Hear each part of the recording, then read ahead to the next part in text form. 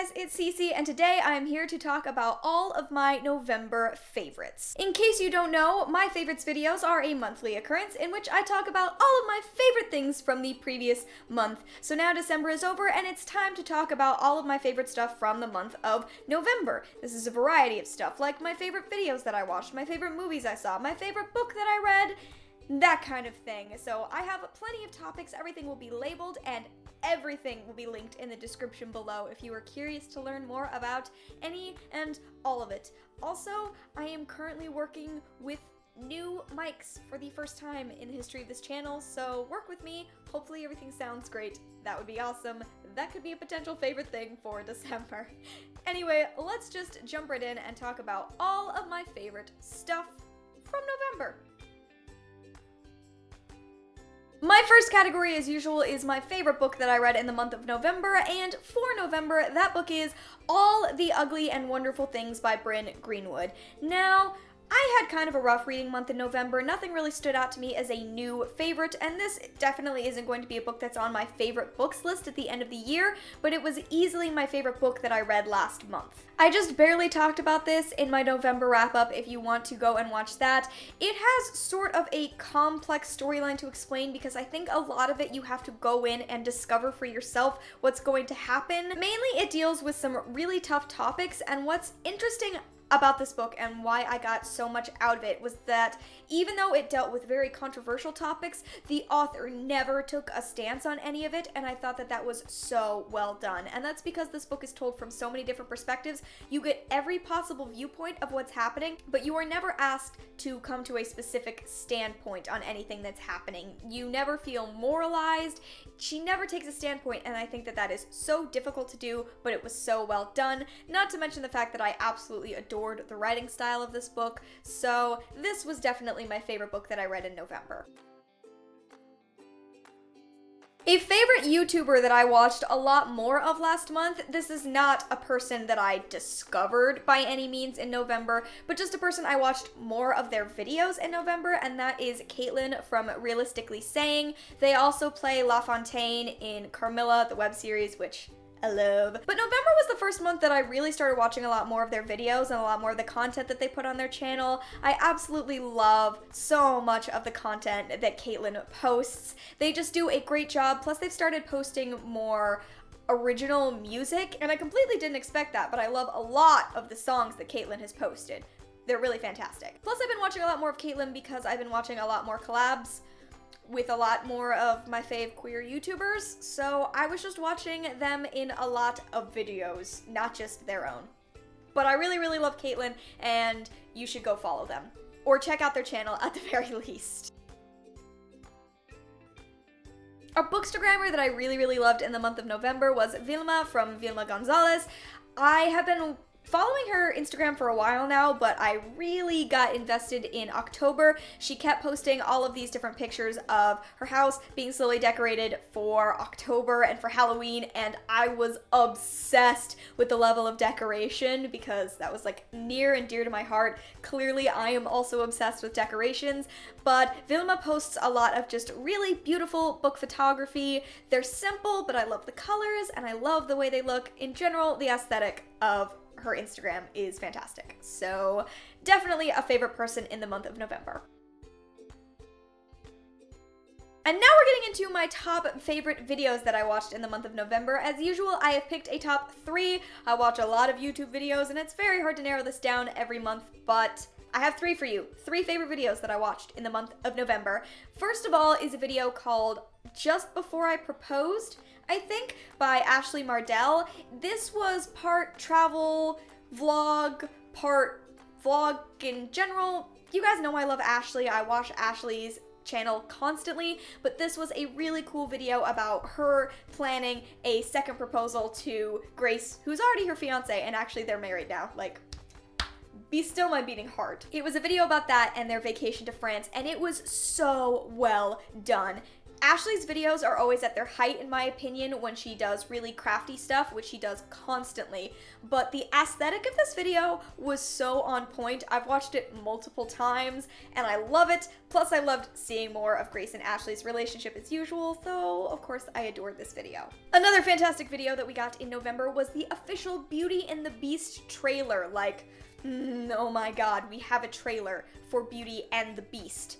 Are people freaking out about this? I'm freaking out about this. Now, I know the trailer is basically just the movie. There's really nothing new there, but Beauty and the Beast, this live action movie, is so dear to me. First of all, because Beauty and the Beast is one of my favorite Disney movies, but second of all, because I think it has one of the best casts in the history of movies in general. Like, if you go to IMDb and just scroll through who is playing each of these characters, it is ridiculously well cast.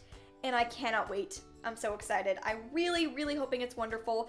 I really haven't gone to see any of the live action Disney movies, but this is gonna change that because it's Beauty and the Beast, and that's too much for me, really. And the last video that I want to talk about was a video that actually went up on the Vlogbrothers channel, but it was not done by either of the Vlogbrothers. Basically, Hank Green is on paternity leave, so there have been other YouTubers uploading videos in his place, and the one I want to talk about is one called Stress and Joy. This is one that was done by Sabrina from Nerdy and Quirky. I've watched a few of Sabrina's other videos. I haven't really subscribed to her up until now. I just tend to watch her videos when I'm over at other people's houses and we're watching YouTube, but she did this video about how she is the most stressed she's ever been, but she's also the happiest she's ever been. It is a fantastic video, really short in order to get her point across, but every word is just so spot on, and it got me like a teeny tiny bit emotional. It really got to me, and I absolutely loved this video. I've really been enjoying some of the guest videos that have been going up while Hank is on paternity leave, but I'm not gonna lie, still really miss Hank. Hope that his paternity leave is going well. Okay, TV and movies. That is where we're at. First, let's talk about TV. My favorite show that I started in the month of November, have not finished it yet, is Stranger Things. Yes, I am months behind the times, but you know what? I'm finally getting to it, so... Alright, so obviously the big thing that happened on Netflix in November was Gilmore Girls. And I do watch Gilmore Girls, however, I'm not done watching Gilmore Girls yet. I have 2 seasons to finish, so I couldn't watch the Gilmore Girls revival, which was upsetting.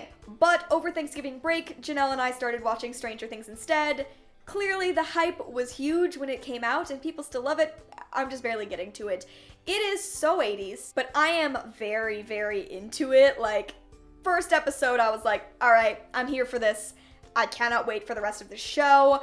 The last episode I watched, we've watched the first 4 at this point, and the episode 4 was so reminiscent of Poltergeist, which is a movie that terrified and scarred me when I watched it as a child, but that I remember very viscerally because of that.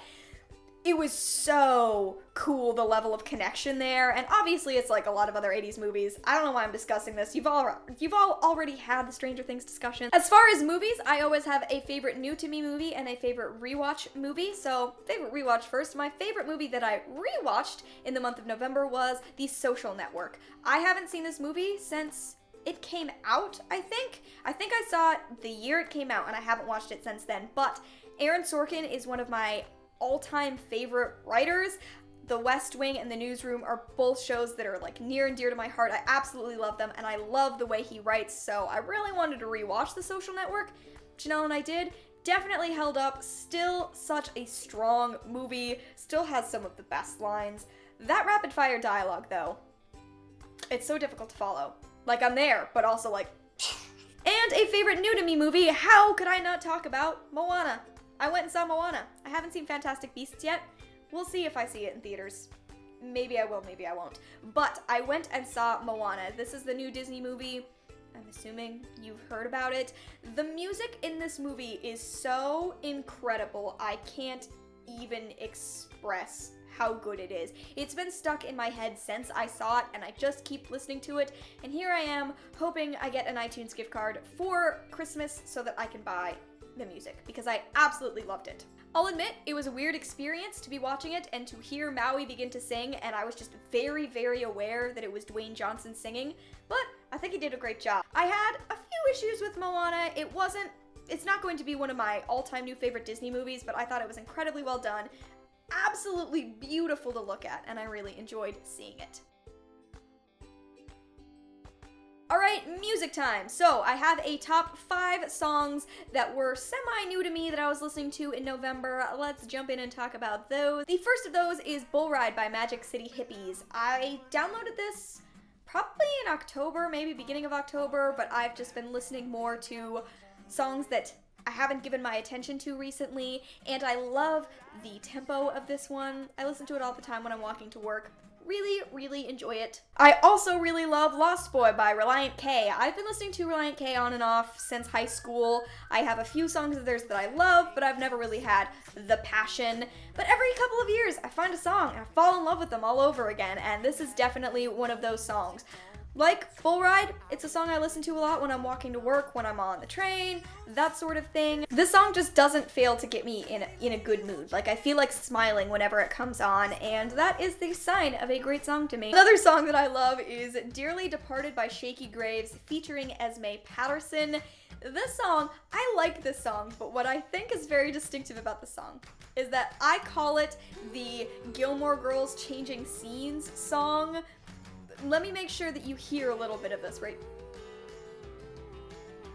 Like, don't you feel like that was a transition? Like, we were at the Gilmores and then we went to Luke's with the little woo. Like, it reminds me of Gilmore Girls. It's a good song, but every time I listen to it, I can't help but visualize scene changes in Gilmore Girls. I also really, really love The Sound by the 1975. Much like Relient K, I like the 1975, but I'm not super passionate, and then every now and then I find a song, and I love it. The Sound has such a great opening. It starts like really soft, and then it builds, and the lyrics are so solid, the beat is so solid, the melody, I love it. I love it. Also, very hard to listen to this one without wanting to, like, break into dance. Like, I'll be walking and I'll just want to that's the kind of song this is. And my last song that I want to talk about that I absolutely loved in November is Ophelia by the Lumineers. I love the Lumineers deeply. Like, when I downloaded their first album, I listened to it obsessively, and I adore Ophelia. It's just so good, and it rekindled my love for the Lumineers. Like, I had kind of drifted, but after listening to Ophelia, like, on repeat a bunch of times, I went back to the first album and listened to that a bunch of times. It just rekindled it. Ophelia is such a strong song, and the Lumineers is a great band, and I love them so very much. I got 2 Funko Pops in the month of November, which was much less than the number of Funko Pops that I got in the month of October. Much less than the ones I got in October, but I got 2. Both of them were completing series that I wanted or finishing off sets that Janelle had started collecting. So the first one is I got Jacob Black. Janelle bought Bella and Edward, and she was like, I don't want Jacob. I don't need Jacob. And I was like, but I need to have the set. Like, I recognize that they're ridiculous, but I absolutely love how ridiculous they are.